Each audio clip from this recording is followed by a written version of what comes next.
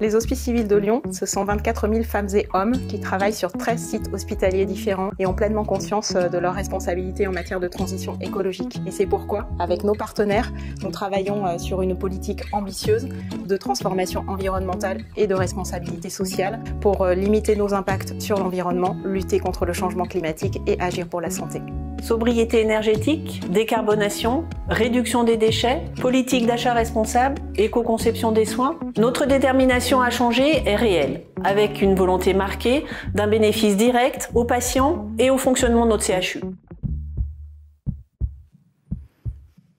Alors vous l'avez compris, nous allons parler éco-responsabilité et aujourd'hui l'éco-responsabilité n'échappe pas à personne et tout le monde doit être acteur de cela. Chaque entreprise se doit d'appliquer la RSE, ce que tout le monde a déjà entendu parler de la RSE, la responsabilité sociétale des entreprises.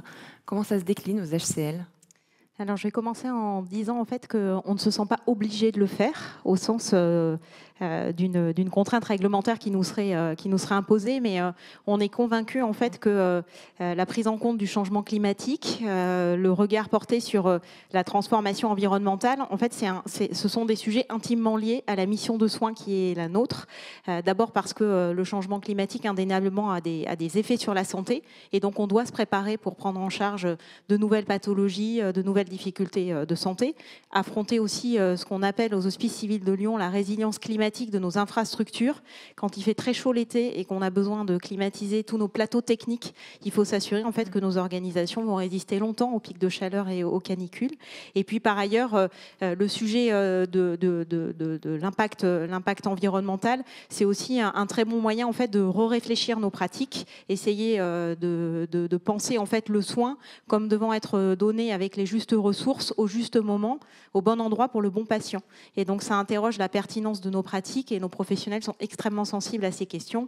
Et donc si on fait la boucle avec le sujet, la thématique sociale de la dimension RSE, c'est aussi une manière de redonner plus de sens au travail, d'avoir un effet d'attractivité et puis de permettre aux professionnels d'avoir des leviers de terrain en fait pour changer leur quotidien et agir en proximité avec les patients qui sont eux-mêmes très sensibles à ces questions.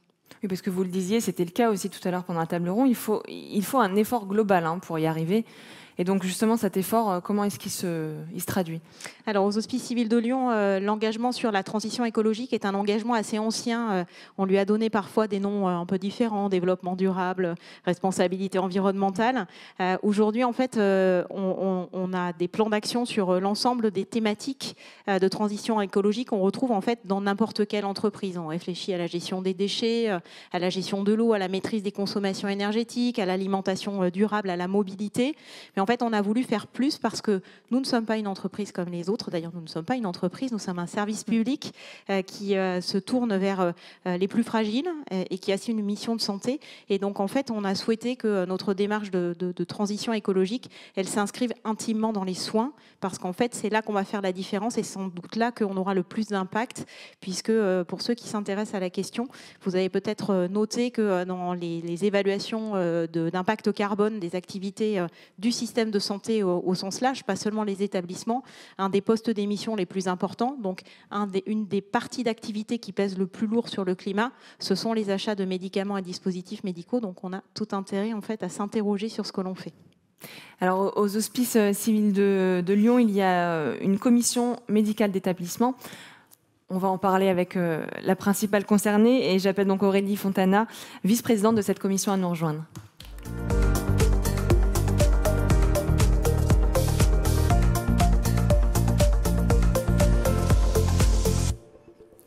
Bonsoir Madame Fontana, merci d'être là ce soir. Donc, je le disais, vous êtes vice-présidente de la commission médicale aux HCL. Qu'est-ce que c'est ? Alors, la commission médicale d'établissement, et on raccourcit la CME, c'est une communauté médicale élue et qui est là pour aider et co-gouverner l'hôpital avec la direction générale. D'accord. Et donc, pour mener les missions de cette commission, vous le disiez, il faut être au plus près du terrain. Donc, c'est pour ça que cette commission est composée en fait de médecins, de personnes qui sont sur le terrain, de professionnels.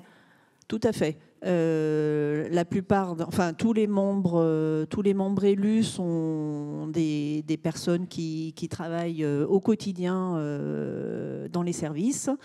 Et ça permet un lien, une remontée de terrain, voilà, d'avoir la vision globale, en particulier sur le soin. Et ben alors justement, pourquoi en particulier sur le soin?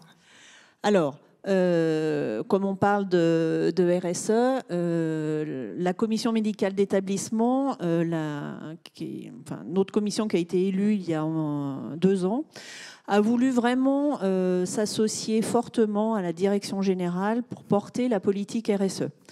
Donc c'était vraiment montrer qu'on allait tous dans le même sens.